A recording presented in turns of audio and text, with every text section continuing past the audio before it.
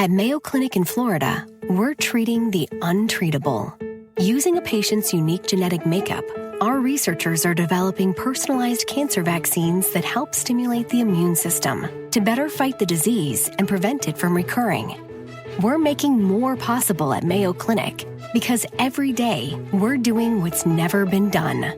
Learn more at mayoclinic.org/possible. Mayo Clinic. You know where to go. When you need mealtime inspiration, it's worth shopping Kroger for thousands of appetizing ingredients that inspire countless mouth-watering meals. And no matter what tasty choice you make, you'll enjoy our everyday low prices. Plus, extra ways to save, like digital coupons worth over $600 each week and up to $1 off per gallon at the pump with points. So you can get big flavors and big savings. Kroger, fresh for everyone. Fuel restrictions apply. You come home from work, excited to share some really good news about a project that you've been working on. So you start to tell your husband about how your boss complimented your efforts. Well, he interrupts saying, "I don't know why you're acting so proud. Isn't that just part of your job?" Well, you feel this pang of disappointment, but you brush it off and you try to explain, "Yes, it's part of my job, but I did it exceptionally well this time. It was nice to be recognized." Well, now he smirks and responds, "Well, if you need validation for doing your job right, maybe you should think about why you're so insecure." Welcome to the Covert Narcissism Podcast. I'm your host, Renee Swanson. I am not a therapist, and you are not a victim. Well, now you're confused and hurt. So you get a little edgy. "I'm not insecure. I was just sharing something positive with you." And he sighs dramatically. "Here we go again. You're so defensive. I can't even have a normal conversation with you anymore." Well, now you're hooked. You find yourself trying to prove that you're not being defensive. You explain your intentions over and over. But every response seems to give him more ammunition to twist your words and shift the blame back onto you. What started as a joyful moment has now spiraled into frustration and even self-doubt. By the end of the conversation, you are left questioning not only your actions, your words, but your entire perception of reality. This is the insidious nature of circular conversations with a covert narcissist. They trap you in a loop where every attempt to clarify or defend yourself only deepens this cycle of gaslighting and blaming. It's kind of like being in quicksand, where every move you make only takes you deeper in. Ultimately, you either drown in it or you quit stepping in it, which in this situation means that you quit conversing with them. Welcome back to the Covert Narcissism Podcast, where we dive deep into understanding covert narcissism and this path to healing. Today, I want to explore the powerful transformation that happens when we get our eyes open to this. I want to explore the difference of how victims respond to the covert narcissist before they get their eyes open versus after they get their eyes open. Because you see, even getting your eyes open is a massive step in your healing. Now, I'm going to give you some scenarios and give you some very specific examples here. Before you realize what's going on in your relationship, victims often find themselves trapped in an endless cycle of people-pleasing, self-doubt, and confusion. So here's an example, and I'm going to call this one the criticism trap. You try something different, maybe speaking at a conference or making an online video presentation, and the covert narcissist says, "I'm not sure why you even tried that. It's not your strength." Well, what you can't say is, "I thought it would go better than this. I've been working hard on learning how to do this right." Because as soon as you go down a path like that, it's going to lead you right into a circular conversation because they're going to rebuttal everything you say. So before you get your eyes open to covert narcissism, that's the kind of answer you might give. You might even say, maybe you're right. I really shouldn't have tried. And you spiral into your own self-doubt. You internalize their words, and now you are, blaming yourself, doubting yourself. You might even overcompensate by boosting them up in order to seek validation that you didn't receive from your efforts in the presentation.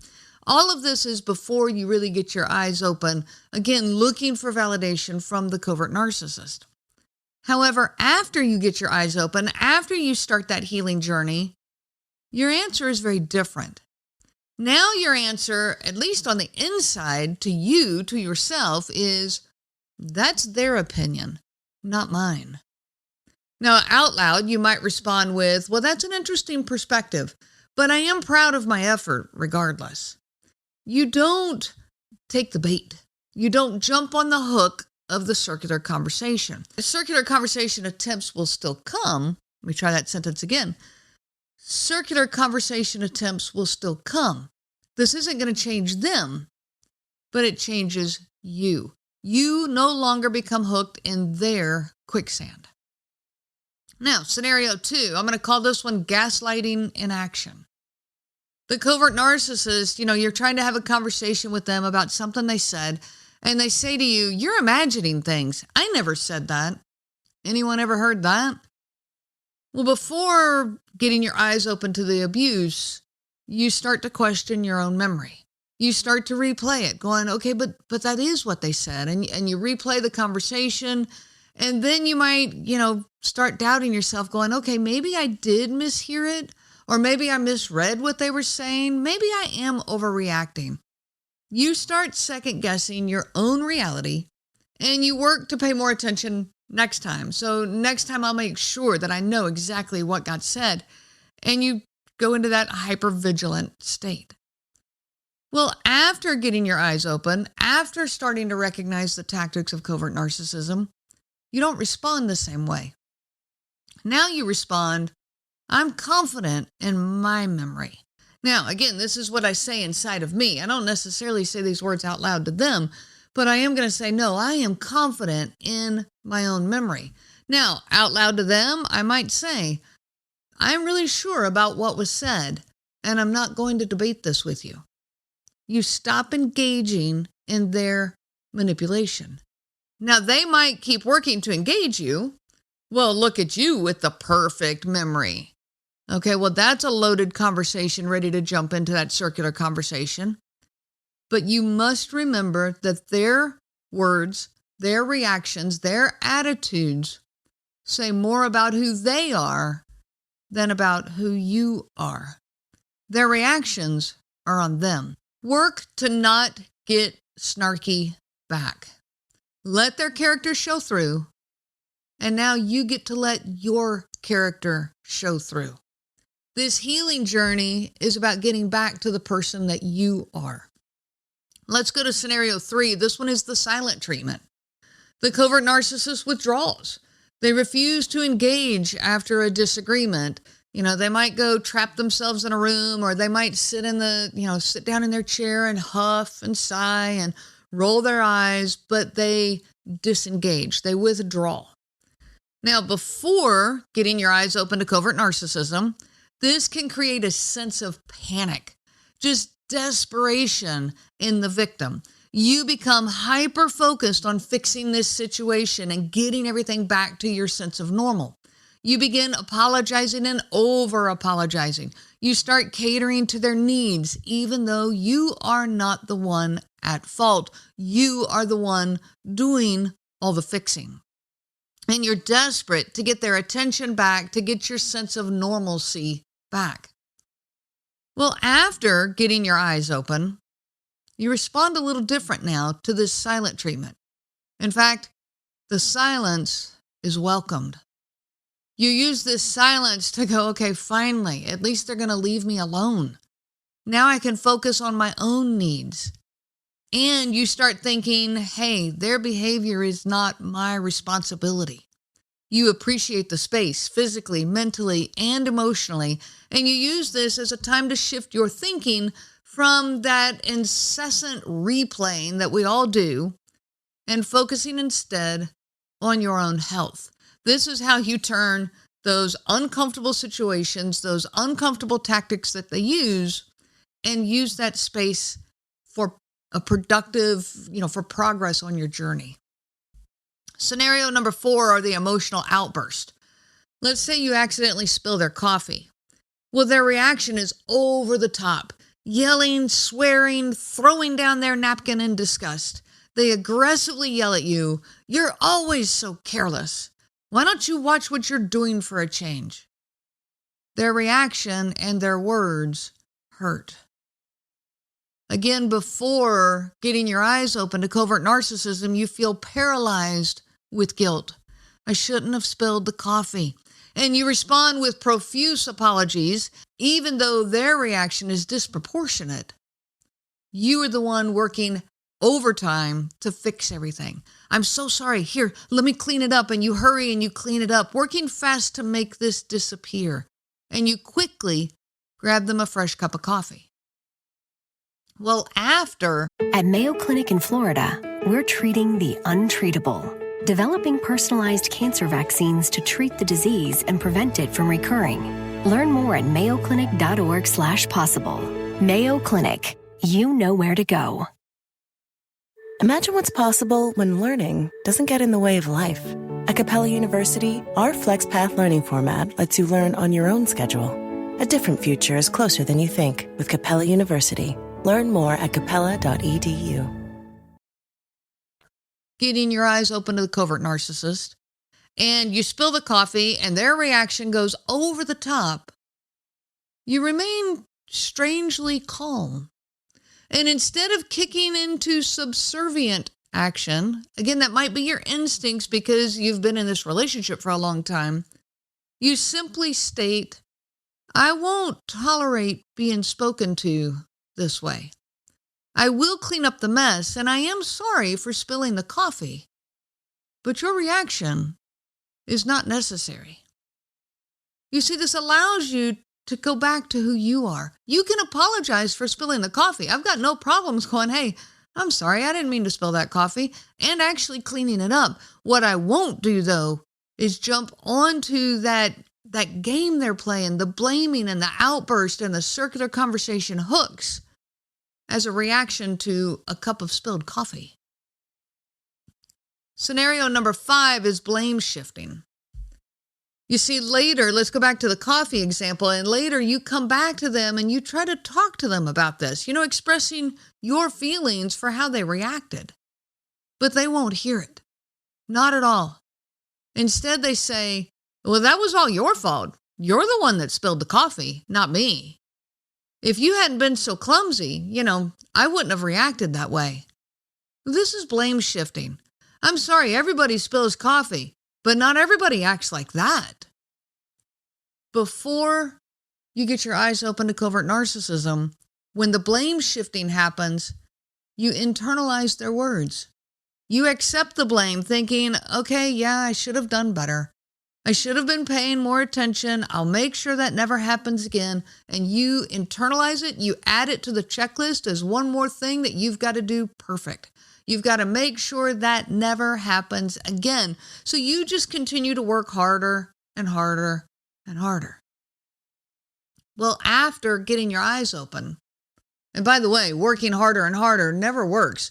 It's not possible to stop all the things that are going to set off a covert narcissist. It's still going to happen.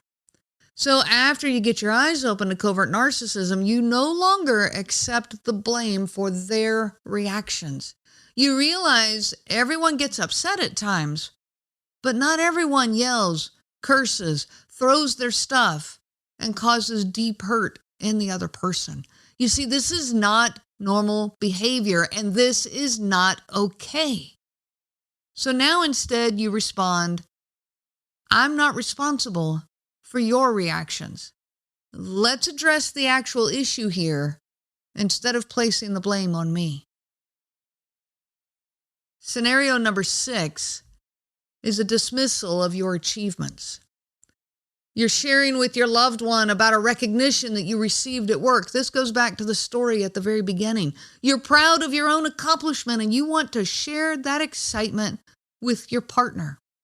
Or if you're here because of a covert narcissistic family member, you want to share your excitement with this loved one in your life. However, they respond by dismissing your achievement. That's not such a big deal. Anyone could do that. Well, before you get your eyes open to covert narcissism, you feel deflated and you stop sharing. You stop sharing your successes because you don't want that feeling of deflation. And in fact, you can't even start to believe that your own achievements are not worthy of recognition. But after getting your eyes open to covert narcissism, no more. Now you celebrate your successes. Now you confidently reply, I am proud of my accomplishment, regardless of how you see it. You see, now you are the central character of your own life, not them. Your emotions, thoughts, and behaviors are based on how you feel and your perceptions, not theirs. Awareness and healing shift this dynamic inside of you. And you begin to respond in ways that prioritize your well-being. This won't change the covert narcissist. It won't magically fix your relationship. But it will change your relationship with yourself, which is huge. This will then filter into your other, perhaps healthier relationships too. You see, these responses when dealing with a covert narcissist, they infiltrate your other relationships. But as you start to change your relationship with yourself, your relationships with other people change too. Now, these transformations don't happen overnight. It does take work. Awareness, education, recognizing the manipulation, unlearning harmful patterns, rebuilding your self-worth. These are all steps on that journey. Therapy, coaching, and support groups are invaluable resources. Healing isn't just about changing how you respond to the narcissist. It's about reclaiming your life. I want to ask you, now that you are learning and educating yourself, have you noticed a shift in how you respond to the covert narcissist in your life? Are you still navigating these challenges with them, and have your responses changed? Your experiences matter, and I'd love to hear them. Share your story in the comments or message me directly. I want to hear how you're doing out there. Remember, healing is a journey, not a destination. And if this episode resonates with you, don't forget to subscribe so that you don't miss future episodes. And please share it with someone who needs to hear this. We have got to help our world. I'm learning more and more every day how many people are impacted by covert narcissism. So please, if you are able, share this. Get this out there to our world. And if you're ready to take the next steps towards healing, go to my coaching services at covertnarcissism.com. Your story matters, and you deserve to be heard without judgment. Thank you for listening. And until next time, I wish you so much peace on your journey of healing. You have been listening to the Covert Narcissism Podcast. If you are struggling with covert narcissism in your life, I help people to heal from covert narcissistic abuse. If you are struggling with the isolation, the self-doubt, and the obsessive thinking, then this is the program for you. I offer both group and individual options. This is live, personalized coaching that is specific to covert narcissism. Reach out to me anytime. You can find me at my website, covertnarcissism.com. I'm not a therapist and you are not a victim. I am a coach and you are a survivor. I wish you so much peace on your journey of healing.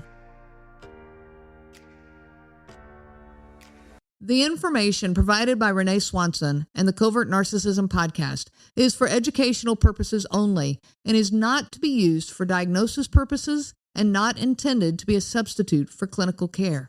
Please consult a healthcare provider for guidance specific to your case. This material discusses narcissism in general. It does not claim that any specific person has narcissism and should not be used to refer to any specific person as having narcissism. Permission is not granted to link to or repost this material to support an allegation or a claim that any specific person is a narcissist. That would be an unauthorized misuse of the material and information provided. Head to Whole Foods Market to jumpstart your January during our New Year boosting event with savings on feel-good favorites store-wide. Save on organic picks, wellness staples, and more all month long. Imagine what's possible when learning doesn't get in the way of life. At Capella University, our FlexPath learning format lets you learn on your own schedule. A different future is closer than you think with Capella University. Learn more at capella.edu.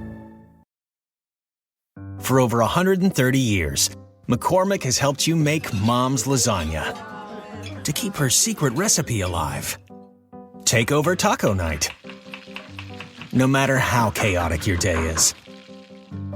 Conquer the bake sale, even if you get to it last minute. And craft the perfect Sunday brunch when it's not even Sunday. Because with McCormick by your side, it's gonna be great. Make your winter even sweeter with the joyfully chill sensation of My Mochi ice cream. My Mochi is deliciously creamy, premium ice cream wrapped in sweet, soft dough. It comes in fabulous flavors like strawberry, mango, double chocolate, and cookies and cream. My Mochi ice cream tastes like an indulgent treat, but it's only around 70 calories per piece, and it's gluten-free. Look for the purple box of My Mochi at Target or visit mymochi.com to find a store near you.